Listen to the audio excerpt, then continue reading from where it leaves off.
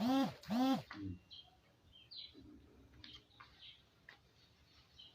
son, ça va. Moi, ça va? Le son?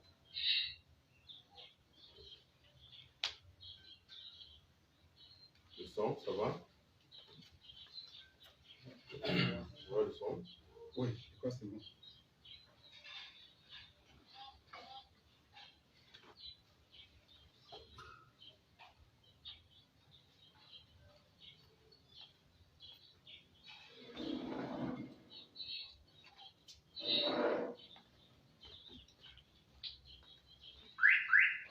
Dans le temps que les gens se disent.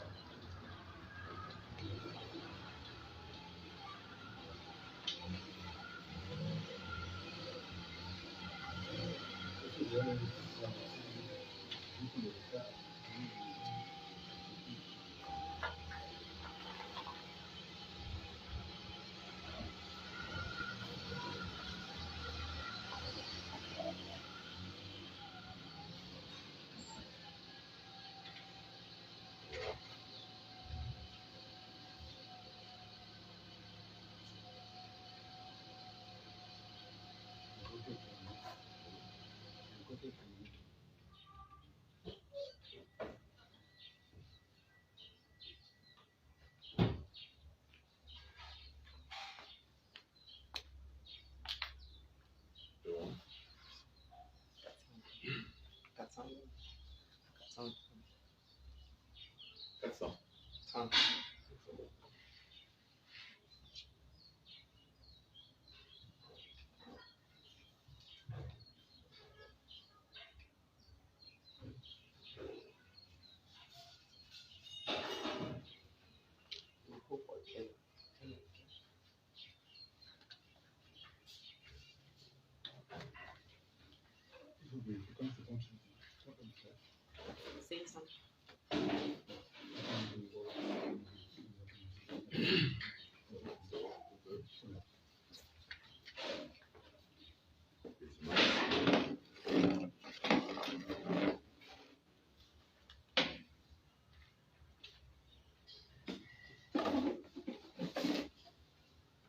Je fais le décompte. Fais le décompte.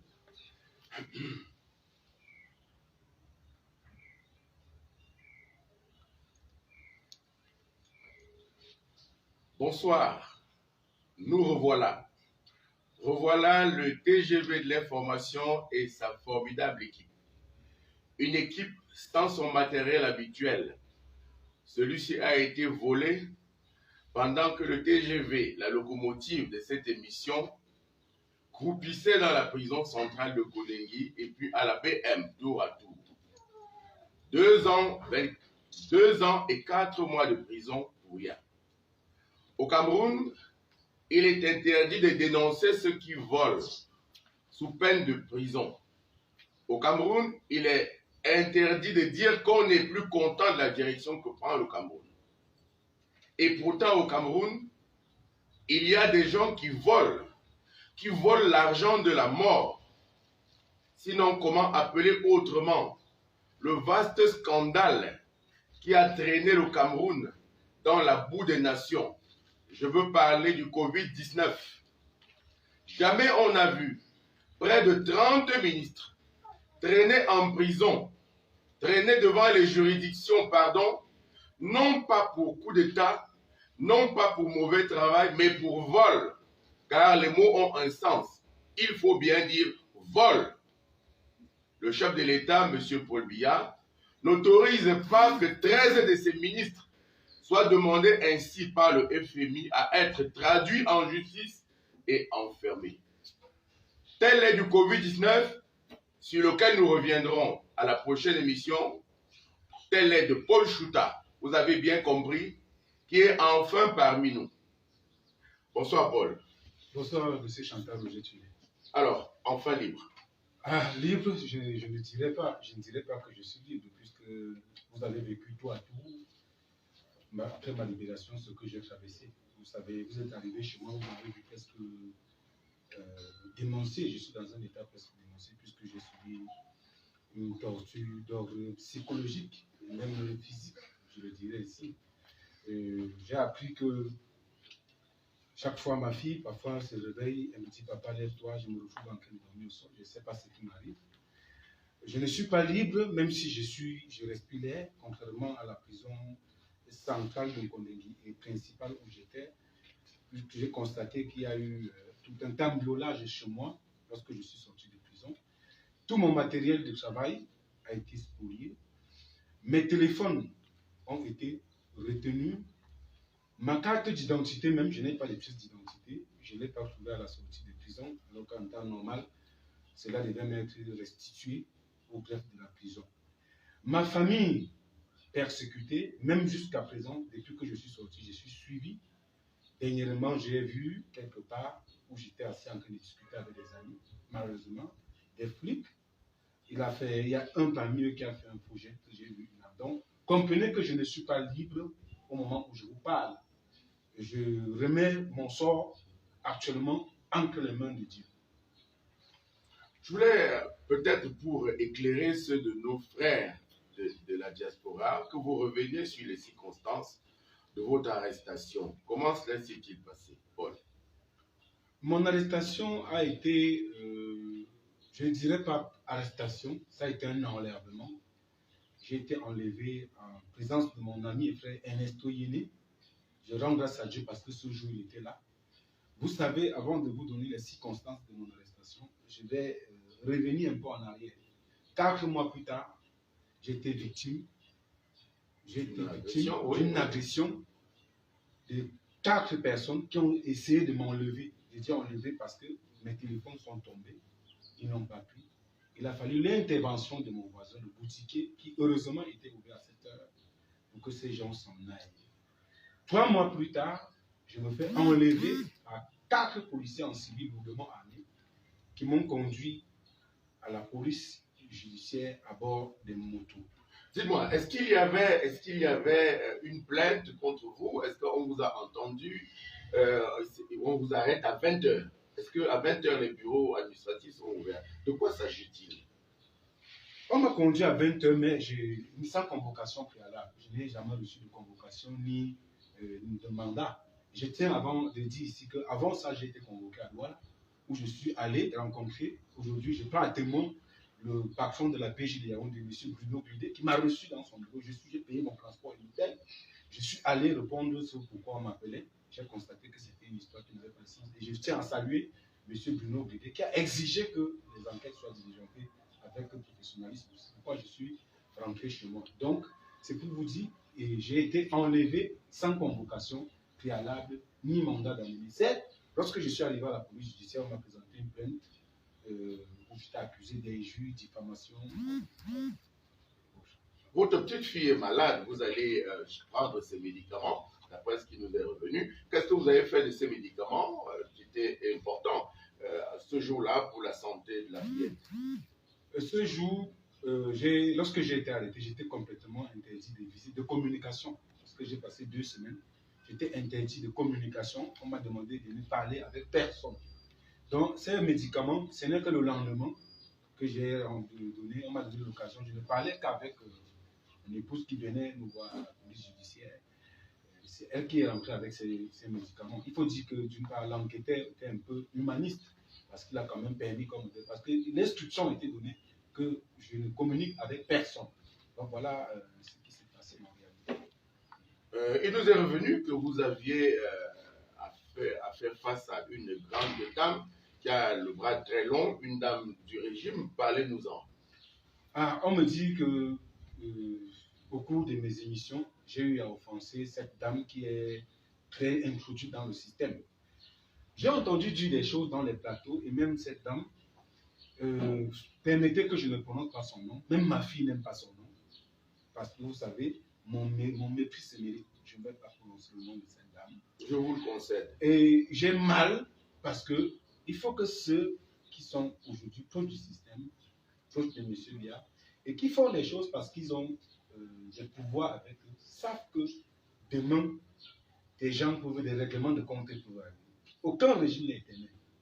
Je voulais revenir pour dire, vous verrez, le procureur Georges Meka donne l'instruction de m'interpeller et de me déférer sous quinzaine. C'est-à-dire, il demande à la police judiciaire de m'arrêter et de me traduire. Donc, ça dit, il ne faudrait pas qu'il y ait au préalable, il était question de m'enfermer.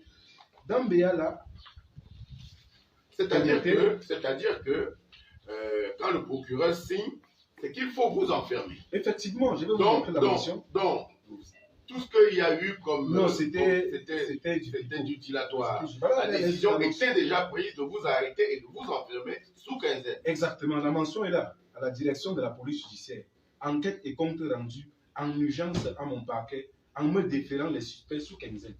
Donc, même si l'enquêteur trouvait que il n'y avait pas, j'étais pas coupable, on vous arrêtait quand même, puisque le procureur l'avait décidé sans jamais vous entendre. J'ai été enfermé même avant d'être arrêté. Voilà ce qui s'est passé. Alors, j'ai été accusé de diffamation et injure. Qu'est-ce qui se passe? Vous verrez, il faudrait que la vérité, que les gens sachent. On m'attribue des textes. Je vois un texte signé un certain Kan Kowalski. Les captures d'écran, je pense que le technicien peut présenter ça. Voilà les captures d'écran. Voilà les captures d'écran.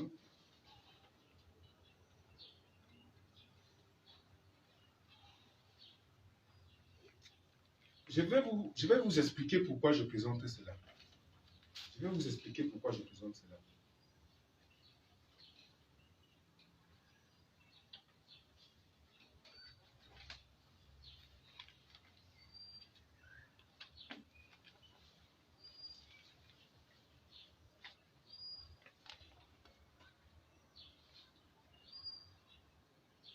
Ok. Je présente ceci pourquoi? Constatez bien que dans cette capture d'écran, on voit ma photo et un texte en bas signé Kan Kowalski. C'est ça qu'on prend comme preuve, c'est-à-dire c'est une conversation WhatsApp. La dame qui m'accuse apporte ça comme preuve, elle remet à la justice. C'est-à-dire elle a une conversation avec quelqu'un, elle prend le texte d'une personne tierce avec ma photo qu'on présente à la justice. Voilà ce pourquoi j'ai fait 2 ans de prison. Les gens ne le savent. Nous sommes allés à l'antique avec mes avocats pour faire la chronologie des publications du texte. Dans sa plainte, elle a dit j'ai publié ce texte en mars. L'antique a établi que c'était le 9 février 2019. On a remis à l'antique nous a remis un CD parce qu'on a pris les primitifs. L'antique, c'est l'institution qui a l'expertise en la matière. Mais ils ont évité d'aller à l'antique. Pourquoi? Suivez mon regard. Nous y sommes allés. Nous avons remis ces preuves, ces constats de l'antique avec des CD. Mais bizarrement, le jour qu'on devait projeter le CD, parce qu'il y a également l'accuse d'avoir diffusé une vidéo. Je ne vois pas encore, effectivement je l'ai fait.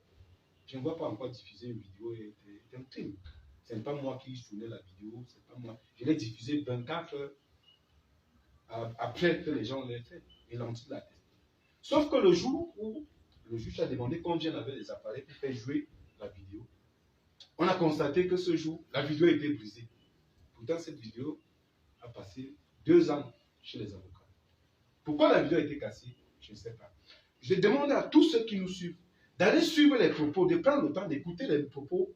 Mon hygiène ne me permet pas, mon éducation ne me permet pas de prononcer les expressions qui arrivent. C'est indécent. C'est pour ça qu'on a voulu éviter que le public écoute. Parce que c'était le nœud gorgien de cette histoire. Donc, voilà un peu ce qui s'est passé. Nous sommes allés en justice, renvoi sur le... On vous arrête donc et vous êtes déféré, vous allez en prison. Vous allez d'abord à la BM ou à la prison centrale. Je vous explique. La procédure en question est diligentée dans ce qu'on appelle procédure en flagrant délit. Ça veut dire on vous a arrêté en train de commettre le crime. Naturellement, pour ceux qui se connaissent le flagrant délit, on n'a plus besoin d'enquête, puisque les faits sont là, on vous a pris sur les faits. En 3 audiences, on a fini. On m'arrête, je passe 2 semaines à la police judiciaire. On m'envoie, puisqu'on m'a pris le 29, le 28, mais on m'envoie chez le juge le 3 juin. Le juge me renvoie à la police judiciaire pour complément d'enquête. On est dans le flagrant délit. Alors qu'il y a flagrant délit, on me renvoie, on fait une enquête et on vous demande de compléter l'enquête. Alors que le flagrant délit, on doit vous déférer immédiatement. Oui, oui. Je redescends le 11. Il y a eu des batailles. Je remercie ici Serge Somatomba qui est venu me saluer ce jour. Je remercie le député Ngakonda qui est venu. Il les a voulu se porter garant. Il était prêt à payer une caution d'1 million pour que je comparaisse. Malheureusement, cela ne s'est pas passé. Excusez, je ne vais pas citer ce juge ici. Ou bien je peux même le citer pour le remercier. Le juge Onana, il comprendra pourquoi je le remercie. Ce monsieur n'avait pas la volonté de me faire. Il y a eu des pressions. Je ne peux pas dire certaines choses. Donc voilà un peu ce qui s'est passé. On me défait le 10 juin à la prison centrale de Yaoundé. Lorsque j'arrive à la prison centrale, 1 mois et demi après, on m'enlève de là pour m'envoyer à la prison de haute sécurité à la BM. Là, vous verrez j'ai dormi avec des Boko Haram. Ou quelqu'un vous dit qu'il a égorgé. C'est-à-dire les combattants de Boko Haram. Quelqu'un vous raconte comment il a égorgé des gens. Hein, vous avez là les séparatistes anglophones. Et vous vivez avec quelqu'un, il vous dit comment il grands bandits. Des bagarres, des poteaux. Je suis poursuivi pour diffamation.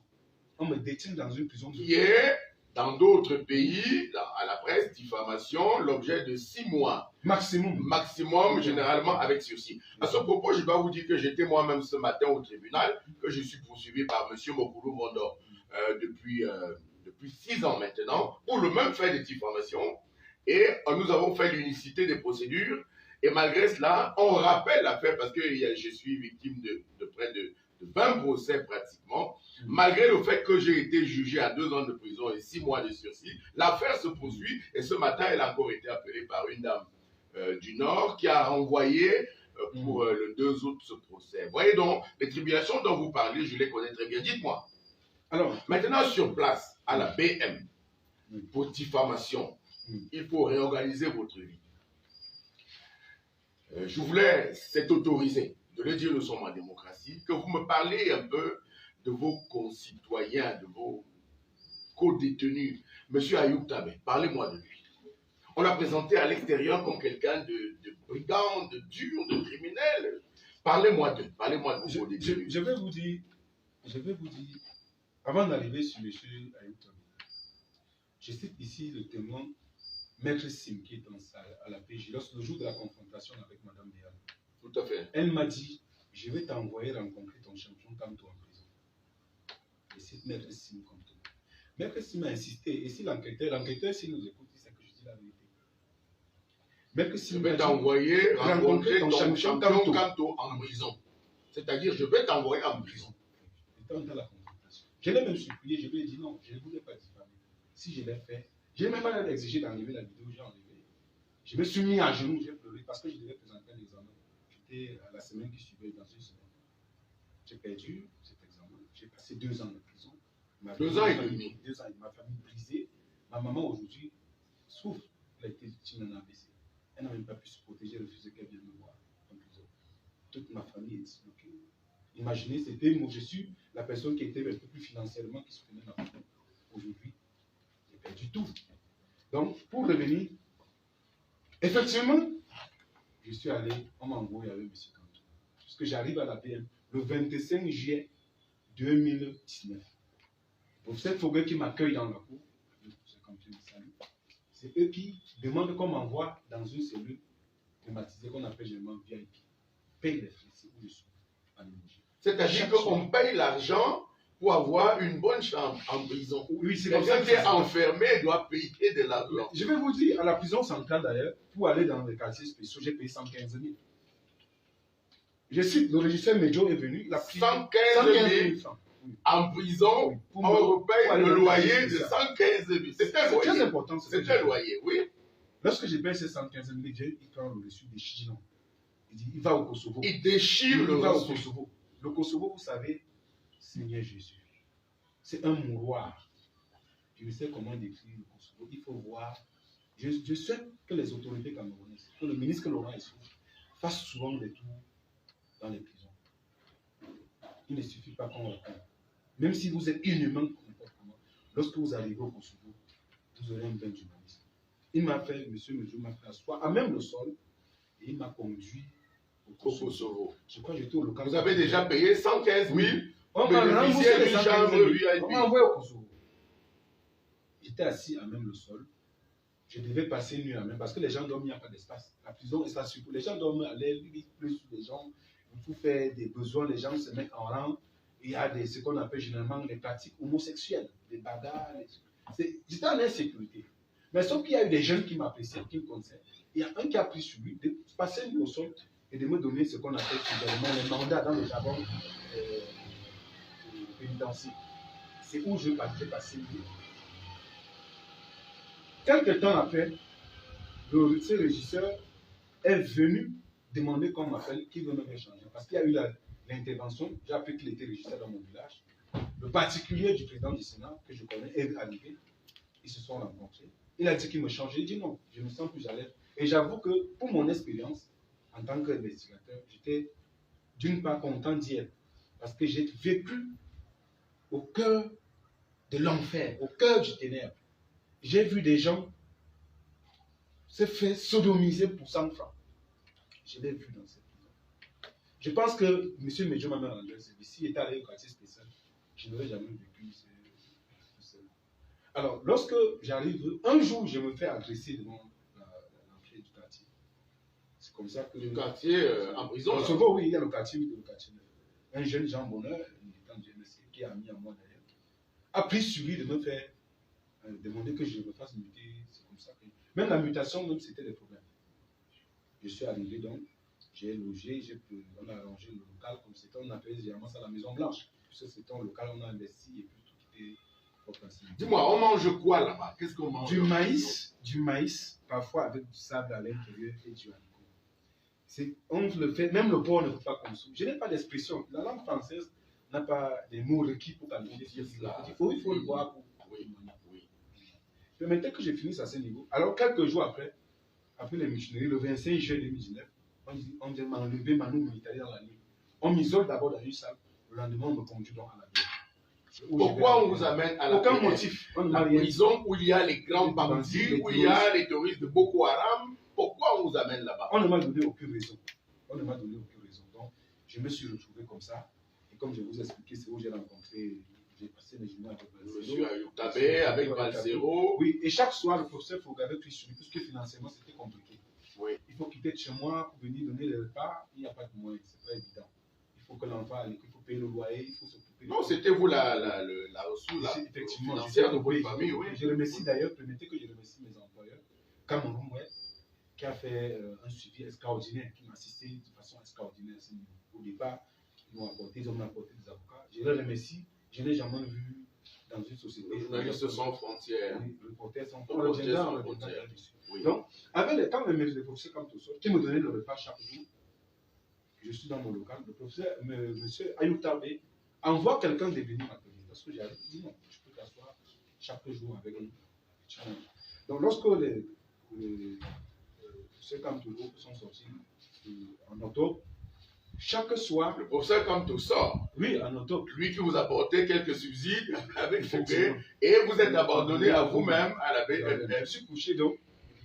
Monsieur Ayoub envoie Bertin qui sortait ici, de venir m'appeler que je peux manger avec lui chaque soir. Monsieur Ayoub Tabé. Oui. Du 7 octobre jusqu'au jour où je sors de prison, j'étais nourri par Ayoub Tabé.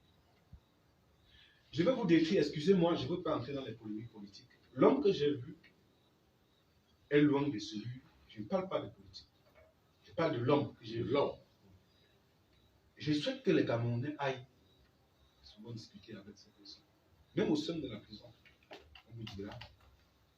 C'est quelqu'un, quand j'allais, je voyais comme un démon, puisque avant que je le voie dans les c'est quelqu'un de très humain. Toute l'équipe d'ailleurs. J'ai eu tellement mal, parce que j'ai dit, si on veut résoudre la crise, pourquoi les gens ne prennent pas l'initiative d'aller rencontrer. Il est l'homme le plus modéré parmi eux. Le plus modéré, le plus humain et le plus humble. Je le dis, tout le monde parlait de Dieu. Je me suis posé 1001 questions. Vous voyez, blague avec tout le monde. D'ailleurs, au moment où je vous parle, chaque soir, il donne à manger à tous les prisonniers. C'est eux qui donnent à manger à tous les prisonniers. C'est ce que je peux dire.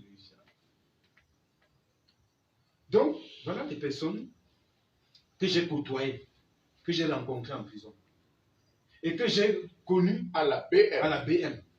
Pour diffamation. Je vais vous dire, j'ai rencontré donc les gens de Boko Haram. Extrémistes, j'en ai connu. Oui, il y en a un qui vous a raconté comment il a égorgé des enfants. Pour être en paix, chaque semaine, ma mère m'envoyait les colas. Je partageais les colas. Vous savez que ma mère vend les colas, c'est une pauvre femme. Oui. Elle vend les colas. Je partageais les colas pour être en paix. Parce qu'un jour, j'ai lavé les habits, je suis allé sécher. Il y a un qui est sorti là avec le couteau qui me dit peur. J'étais obligé de faire parce qu'on m'a dit non, c'est le corps quand même, j'ai mis les habits. Je ne savais pas. J'aurais pu passer des vies à sa corde là-bas. J'aurais pu passer des vies à cette prison. J'ai chopé le Covid-19 dans cette prison. J'ai été empoisonné dans cette prison. C'est une maman qui vit aujourd'hui au Canada qui m'a sauvé la vie.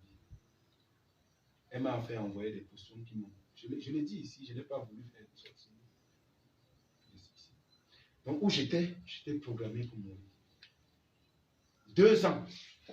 2 ans et 4 mois. On sait que vous avez laissé une famille. On sait que vous avez des études. Que vous êtes le principal pourvoyeur financier de votre famille. Donc en dehors de moi, il fallait briser toute ma famille. Bon, d'une part, ils ont peut-être réussi parce que tout mon matériel, tout mon domicile, mes téléphones, ma carte d'identité, je suis devenu comme un sans-papier dans mon pays. J'ai eu le privilège de lire un peu le manuscrit du livre que vous êtes en train de préparer.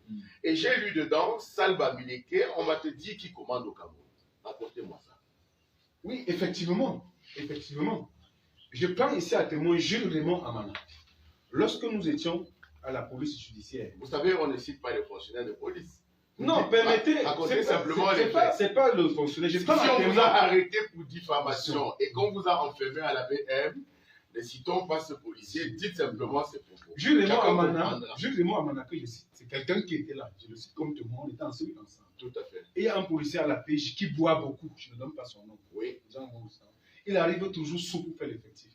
Il dit, vous les Bamileke là, qu'est-ce que vous avez vu derrière Kamto? Kamto vous donne même quoi? Ça fait mal, ce n'est pas bien. Ce n'est pas, c'est douloureux. À un moment donné, ça révolte. Vous m'avez cité aussi dans notre conversation avant cette émission, le cas d'un de vos confrères qui a été en prison et qui a été libéré. Quelqu'un d'autre vous a dit après, vous êtes Bamileke. Naturellement. Oui. Moi, mais je me suis posé des questions. Il s'agit de mon frère Martinez qui a dit des choses pas descendre sur moi. Lorsqu'il est arrivé en prison, allait me demander comment je l'ai accueilli. Si sa femme est vivante, j'ai fait des diligences, c'est moi qui ai fait pour que le CPJ essaie d'intervenir dans son cas. Je ne suis pas renseigné, mais j'ai appris qu'il a même dit que chaque mois, c'est des rumeurs. J'avais 600 000. Bon, alors, voyez-vous, Martinez arrive en prison pour les mêmes motifs que moi. Il fait 2 mois, il sort de prison. Diffamation. Et j'ai fait 2 ans. Je me suis posé la question, si j'avais le mauvais nom, est-ce parce que je m'appelle Souda? Est-ce parce que je suis Bamileke? Je n'ai pas choisi d'être Bamileke. C'est une coercition naturelle. La nature maintenant est obligée. Pourquoi on doit faire? C'est pas joli. Regardez un peu ce qui se passe. C'est pas beau. Et un autre m'ont dit qu'on a condamné, on ne l'a même jamais interpellé. Il avait une affaire avec Parti Sassiga qui est un ami à moi. J'ai aussi appris un certain autre Obama. Vous avez vu tous les micmacs qui se sont passés. On a testé qu'il n'est jamais allé en prison. Pourquoi vous ne voulez pas qu'on pense que c'est comme si être Bamileke est devenu un problème au Cameroun? Je ne dis pas que c'est ça. Mais ça laisse à croire que c'est comme si c'était un problème. On m'a torturé. Que ceux qui jouent à ce jeu arrêtent. C'est pas bon. C'est pas bon. Parce qu'un jour, l'âme va changer de peau. Tôt ou tard. Tôt ou tard. Il faudrait que ça cesse. Moi, particulièrement, j'ai beaucoup d'amis qui sont ici. C'est pas pour dire qu'il y a un tribu qui... Il y a des gens qui jouent à ce jeu, qui instrumentalisent la fibre tribale. pour des intérêts. Ce n'est pas bon. On ne doit pas faire ça. On a besoin de vivre en harmonie. On a besoin de vivre en famille. À ce propos-là, quel est votre avis sur... on a beau dire, hein, nous vivons une fin de règne. Quel est votre avis avec l'exaspération du tribalisme qu'on vit aujourd'hui sur cette fin de règne-là? Est-ce qu'il n'y a pas lieu de craindre des règlements de compte après? C'est de ça que je vous parle. Moi, peut-être, par exemple, je suis un modéré. Je suis quelqu'un qui a du cœur. Je sais pardonner. D'ailleurs, je pardonne à mes boulots. Mais il y a des gens qui ne pardonnent pas, qui ont mal. Je connais des gens en prison qui m'ont dit, Paul, nous sommes prêts à porter les armes. C'est pas bon. J'ai vu des gens, permettez que je vous dise quelque chose. Un petit jeune garçon qu'on appelle Sergio Ojolo. Je crois que si les détenus ils vont le remarquer. Ce garçon a fait 4 ans de prison. À la fin du jugement, il a donné 4 mois. C'est-à-dire, il a fait 4 ans de prison. Et quand on a donné le jugé, il a fait 4 mois. S'il n'est pas révolté, il devient quoi? Et puis encore, la prison, c'est un endroit, n'est-ce pas, par excellence de perfectionnement de la délinquance. Puisqu'il n'y a pas de, comment on dit, il n'y a pas de trucs pour s'occuper, il n'y a rien. Il y a peut-être seulement des chambres, des trucs. Et ce petit dont je vous parle, on le sodomisait tous les jours pour 200 francs. C'est un jour au Jolon. S'il me coûte, il me cherche. Je cherche même à rencontrer ce petit. Parce que j'ai envie de faire tout un témoignage avec lui, une tournée avec lui, pour qu'il vous montre son sac. 4 ans, un jeune garçon. Aujourd'hui, il est devenu sorti de prison homosexuel. Il faut plus qu'on brise la vie des gens comme ça. J'ai laissé l'autre Edou. Il a 7 ans de prison. Prévenu, on n'a pas encore jugé. Je dis ça pour vous dire, moi j'ai eu la chance peut-être d'avoir que je sois shooter. On met des grosses guillemets sur chance. Hein? Oui. Mais il y a des gens qui sont dans les 4 ans. 10 ans, j'en ai laissé. Qui ne sont jamais montés au tribunal. Mais on dit les dossiers ont disparu. Combien de prisonniers il peut y avoir à Kondengui? Bon, là, à la prison centrale, on est environ dans 5000. Puisque je peux vous dire, chaque semaine, il y a au moins 50 personnes qui entrent en prison. Le Cameroun doit comprendre qu'on a échoué. Ça veut dire qu'on a échoué sur le plan de la symbole sociale. Si chaque semaine, 50 personnes vont en prison, on a échoué. On a échoué. Qu'est-ce que les gens... Ça veut dire que la délinquance, l'État a ce devoir, ça fait partie du pouvoir, des fonctions régaliennes de l'État. Chaque semaine, il y a ce qu'on appelle celui de passage, c'est qui commence la prison de ça. Donc vous voyez par exemple, mais à la BM, on était peut-être 150. Je vous dis, la BM, c'est une prison de haute sécurité. On m'a dit que c'est directement attaché à la présidence. Qu'est-ce que je faisais là-bas? C'est la présidence qui m'a envoyé là-bas, je veux savoir.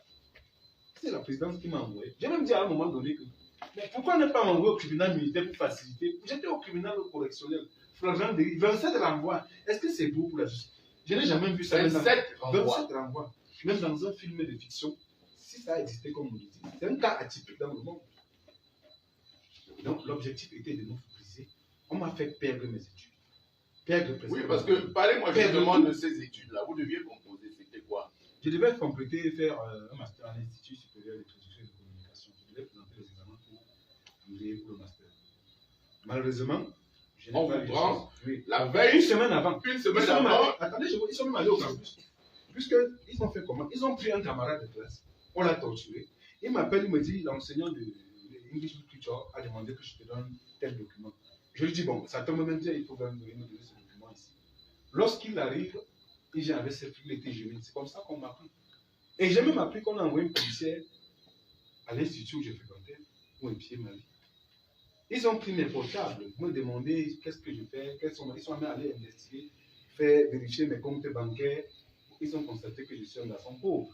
Pourquoi le président Kamto intervient là-dedans? On dit on va t'envoyer chez Kamto. Est-ce qu'on n'est plus dans la diffamation, on est dans la politique? Je peux vous dire qu'il y a presque... Je peux vous dire qu'il y a presque un rapport avec ce parti, puisque même étant en prison, il y a des indices sur ce dossier, on a encadré MSC. La présidente a même dit que j'ai fait partie des groupes de personnes qui ont voulu recruter au MSC. Je sais pas, mais comment on libère les prisonniers du MRC et vous, on vous garde en prison si vous êtes du MRC? C'est pas si, même si à partir de c'est un truc. Donc, vous voyez, voilà un peu ce qui s'est passé. Étant en prison, on a persécuté mon grand frère à la Direction générale de la Sécurité nationale pendant 7 heures de temps en mai 2019. On a pris ses Qu'est-ce qu'on lui téléphones reprochait? On a pris ses téléphones fouillés. On dit que je suis le grand communicateur de Kamto. Est-ce qu'il est du MSC, tout ça? C'est la frilosité même du dossier à la limite. C'est moi qui ai couvert le meeting du RDPC à Baranté le 1er septembre 2019. C'est moi. J'étais en direct. C'est moi qui couvrais les meetings plusieurs fois du RDPC. J'ai couvert les campagnes de j'ai couvert les campagnes de j'ai couvert les campagnes de Matoma. J'ai couvert même quoi. J'étais même allé avec Kawala qui est venu nous rendre visite. Pourquoi on fait une fixation de ça? Si vous détestez Kamto, assumez ça avec lui. Qu'est-ce que j'ai à y voir? Je suis un homme libre, on ne m'achète pas. Je sais que plusieurs fois on a tenté de m'acheter, j'ai refusé. C'est ça qui vous dérange. Je ne vous ferai jamais acheter. Je reste un homme libre, égal à moi-même dans ma pauvreté. Je suis fier de le dire, je n'appartiens à personne. Et je peux même vous raconter quelque chose. Peut-être ça devrait emmener dans vos questions. On a même dit que j'étais l'un des communicateurs, je faisais partie d'un clan du pouvoir qui est dans une bataille avec nous. On m'a accusé d'être proche de Moutazé qui m'a donné l'argent. Je l'ai dit ici ouvertement, je n'ai jamais rencontré Moutazé de ma vie, ni qui que ce soit. Bon, si les gens sont allés prendre l'argent en disant que c'était moi, j'ai dit devant lui qu'on lui envoie cet extrait. Je n'ai jamais perçu un radis ni rencontré qui que ce soit. Je dois préciser à nos chers internautes et téléspectateurs, pourquoi pas, que nous venons d'être victimes d'une panne de lumière. Effectivement. Et que ce que vous voyez là, c'est la lumière des lampes. Qu'on va donc sans doute arrêter l'émission après une ou deux questions pour la recommencer si la lumière n'est pas arrivée. Voyez-vous, il y a des préoccupations importantes au Cameroun quand 186 milliards sont distraits, soi-disant pour tuer les chauves-souris, soit encore pour distribuer les masques à des enfants qui sont déjà en congé pour justifier la dépense, soit encore, et que des gens disent il n'y a pas eu vol, il y a eu détournement. Non, les mots ont bien un sens. On n'amène pas près de 30 ministres d'un régime, d'un gouvernement, devant les juridictions pour de la gnognotte. S'il s'agit de vol, et ma conviction est qu'il s'agit de vol, eh bien c'est grave. Et mérite au moins qu'on regarde pourquoi quelqu'un peut être enfermé pour 2 ans, alors que des gens qui, manifestement, ont volé l'argent de la mort, eux, revendiquent quelques égards, quand même le prestige de la fonction ministérielle, désormais, est foulé aux pieds. Permets, Paul, qu'on arrive sur quelque chose qui t'est personnel. Maintenant, tu vis de quoi? Je peux vous dire, je vis aujourd'hui, je vis comme... je ne vis de rien. Peut-être je dirais, je vis dans la disette. Je vis comme je suis un indigent. Puisque vous êtes arrivé chez moi, vous avez vu. Qu'est-ce que l'enfant mangeait? C'était du tapioca. Oui. Les âges. Oui. Que ma mère m'a envoyé dans ma vie. Donc, vous voyez, ces gens ont réussi à briser ma famille. Ils ont réussi à me briser, que ce soit sur le plan académique, que sur le plan, même je dirais, pas psychologique, parce que rassurez-vous, je reste égal à moi-même.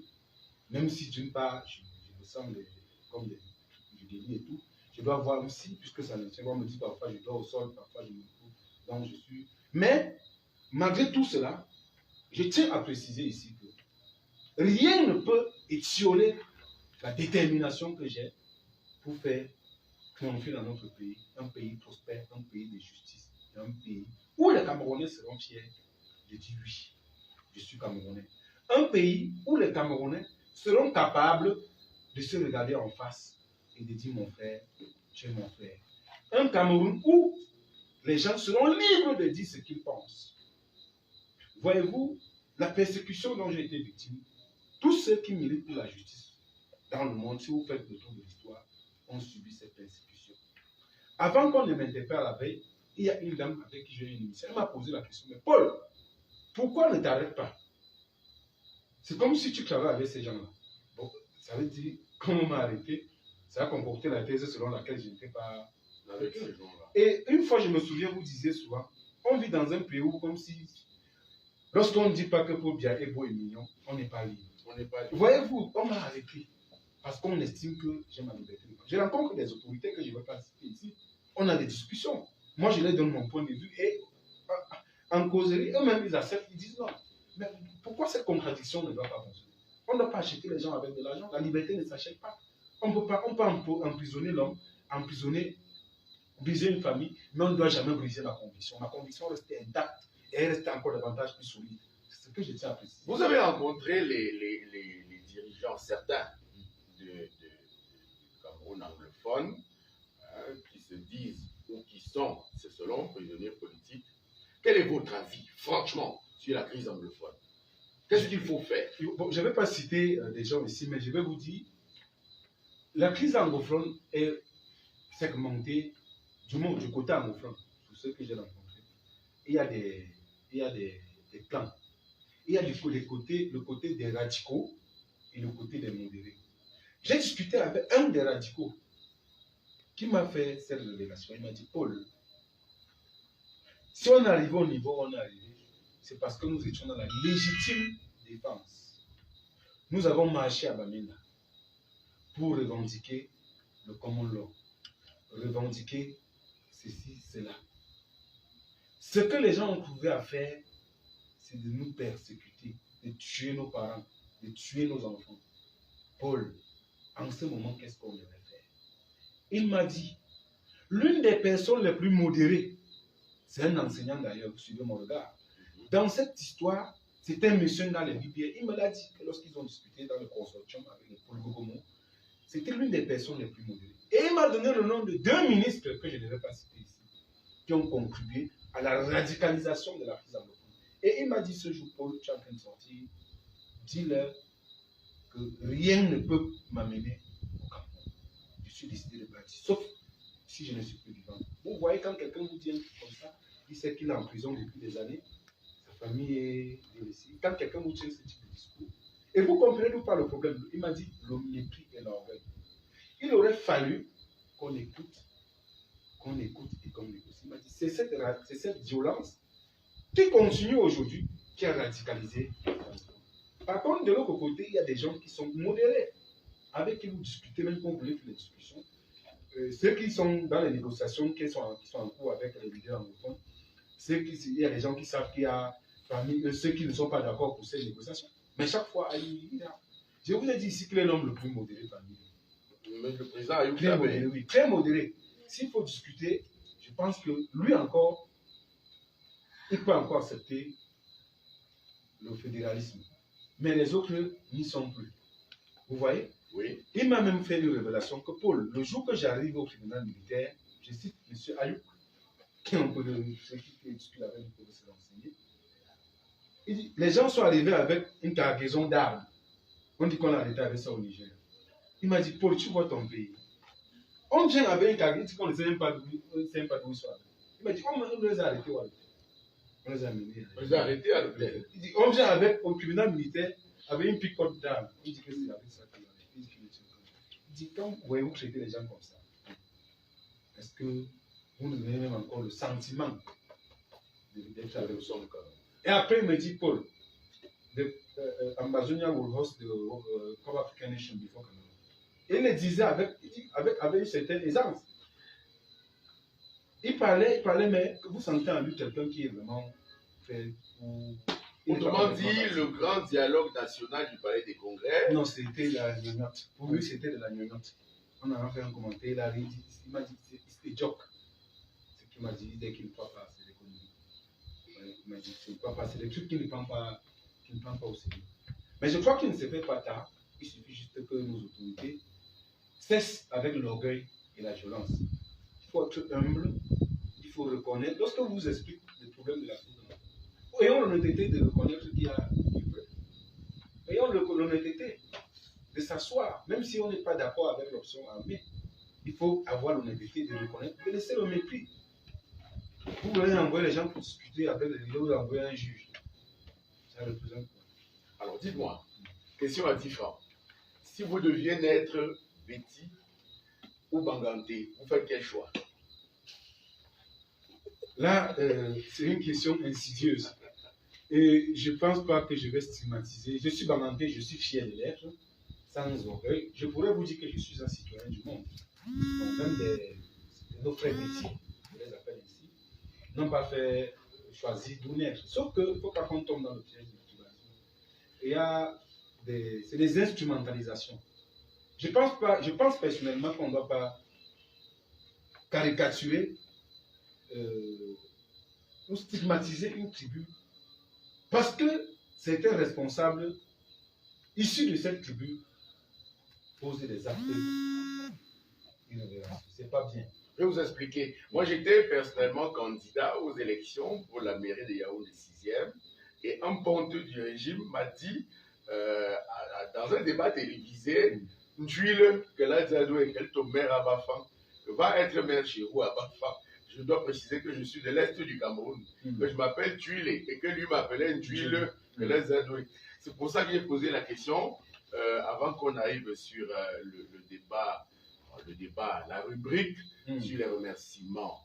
C'est notre premier jet, notre premier entretien. Beaucoup d'autres suivront. Tu reviendras par exemple sur la question des mœurs. Nous avons invité le jeune qui est devenu homosexuel, qui viendra raconter ici comment sa vie est brisée, parce que lui, il est malade, il faut le dire. Maintenant, souffre du grand mal et de tout cela. Dites-moi, vous devez remercier 2 ou 3 personnes qui vous ont resté très proches quand même pendant ces épreuves-là. Oui. Beaucoup même. Beaucoup, je ne saurais. Ça reste long. Je prie ceux que je ne pourrais pas citer ici de m'excuser parce que j'ai reçu des soutiens dont je n'imaginais pas. Voyez-vous. Il y a la diaspora, la grande diaspora camerounaise que je vais remercier ici. Je remercie toute la diaspora camerounaise, que ce soit celle de Johannesburg, de Paris, de Londres. Il y a même ceux qui sont venus me rencontrer en prison, les États-Unis, du Canada, etc., Luxembourg, qui sont venus. Je leur dis infiniment, je les suis 1000 fois infiniment reconnaissant du soutien qu'ils m'ont apporté, qui continuent de m'apporter, qu'ils m'ont d'ailleurs apporté avant mon arrestation. Je vais ici citer quelques noms, permettez. Mimi Mefo. Avant mon arrestation, je n'avais pas de rapport particulier avec Mimi Mefo. Ah, la jeune qui était journaliste. Oui. Ce qu'elle m'a fait, j'ai coulé les larmes. J'étais en prison, elle a payé son avocat de venir m'adresser une lettre qu'elle a fait envoyer par Pax depuis Londres. Lorsque j'ai lu cette lettre, ça m'a donné beaucoup de force. Il s'agit de Maître Tamfou Richard. C'est elle qui a payé les honoraires de Maître Tamfou de se constituer comme avocat. Donc, je remercie ici Mimi Mefo. Je remercie mon frère et ami Boris Bertol. Il était très gêné parce qu'il s'est beaucoup battu. Je remercie infiniment l'aîné Jipon René Ngono. Là, je sais ce qu'il a fait pour moi. Je n'ai pas de mots pour qualifier cela. Je vais penser aussi aux gens comme le professeur Fomognon. Qui m'a beaucoup soutenu aussi. Aux gens comme Madame Kawala, qui est venue me rendre visite en prison. Serge Espoir Matomba, qui était là lorsqu'on me libérait. Je vais citer ici les personnes aussi comme le professeur Kamto, qui m'a nourri en prison et qui m'a d'ailleurs appelé l'autre jour pour m'adresser ses encouragements. Et je vais également remercier le président Sissikou Ayoutabaye, qui m'a nourri pendant plus d'1 an en prison. Je vais aussi penser aux organisations comme le CPJ, Community to Protect Journalists, notamment Angela Quintal, qui s'est constituée, elle a agi plus qu'une mère pour moi. Je ne l'ai jamais rencontrée, mais elle a pris mon affaire comme, j'ai d'ailleurs dit que mon prochain enfant va porter son nom. Et également, je pense à Reporters sans frontières, notamment Arnaud Fougier, qui a battu un travail extraordinaire, Emmanuel Ekouli, qui représente Reporters sans frontières ici. Je vais citer PEN International, PEN America, PEN England. Je vais citer aussi Patrice Ngana, qui a battu une campagne extraordinaire aussi pour ma libération. Je vais citer des gens comme le REDAC. Je vais citer des gens comme le Nouvel Droit de l'Homme. Je vais penser ici aussi aux personnes comme Mandela Center. Et je pense également aux organisations comme American Bar Association, qui d'ailleurs, je vous le dis, a porté mon affaire à l'ONU puisque je suis victime d'une détention arbitraire. Donc le Cameroun sera poursuivi dans l'organisation des Nations Unies. C'est suivi par la fondation, la American Bar Association et Fondation Cloney for Justice. C'est-à-dire que vous avez porté plainte à l'État du Cameroun. Les documents sont là. Il y a un communiqué qui est sorti. Ça, c'est le communiqué de l'American Bar Association qui a été victime d'une détention arbitraire. Donc, l'affaire ne fait que commencer. Tous ces documents sont là. Donc, je remercie tous ces gens qui ont suivi mon procès de bout en bout.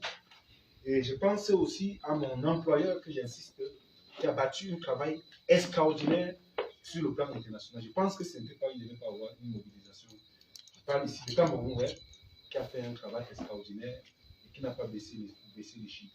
Je vais également parler des organes comme le jour de Aman Mana, qui est l'un des rares médias au Cameroun qui a couvert le bout à bout aussi. Je pense au grand frère Magnus Biagas du journal Émergence, qui a fait un travail impeccable, et également à son rêve, Tammy Jefferson, qui venait constamment en prison. Je ne vais pas oublier mon frère de sang, Serge Aimé Bikoy, qui était à mes trousses au point où il est devenu suspect à mes yeux. J'avais peur. Bikoy se comportait même plus comme ma femme. Matin, midi, soir, je le vois. Il était passé les nuits à la police judiciaire. Pourtant, au départ, on n'avait pas procédé. Je pense à lui. Je pense à Ernesto Yene, qui était là le jour de mon arrestation. Il était tellement gêné. Je vais citer aussi ici Talara, du grand frère Bobio Kiono, qui a également battu un travail extraordinaire. Je pense à Equinox Télévision, ces gens-là autour, Cédric Noufele, qui ont Paul Sabonana, etc., qui n'ont pas cédé à la pression, puisqu'il y avait des gens qui avaient peur de parler de cette histoire, parce que c'était une histoire très compliquée. Donc, s'il y a des organismes ou des personnes que j'ai oubliées, j'allais oublier, je pense à Maître Christian Timban, Bomo, qui également a fait un travail impeccable lorsque j'étais interpellé. Et je pense aussi à mon frère Zumento, qui a lancé un litige pour me soutenir. Et je vais aussi parler des avocats, tous mes avocats, Maître Méli, Maître Sim, Maître Bokam Henri, Maître Diodo, Maître Dorcas Comé, Maître Biada, et tous les autres qui se sont constitués dans mon dossier. Je pense aussi à Maître Aré Police, qui quittait le tribunal pour venir sur mon procès. Donc, si je vais me mettre à citer, la liste sera très longue. Je prie ceux que je n'ai pas cités de ne pas penser que ce n'est pas omission, c'est parce que la liste est longue. Je suis un homme, je vous ai dit d'ailleurs que je suis traumatisé. Vous comprenez qu'il faut que j'aille voir ainsi pour le Cameroun. Ainsi va le Cameroun, ainsi va Paul Chouta, ainsi va la justice des autres, la justice des forts. Depuis 6 ans, Chantal Roger Tulé est interdit d'exercer la profession de journaliste au Cameroun. Interdit à vie.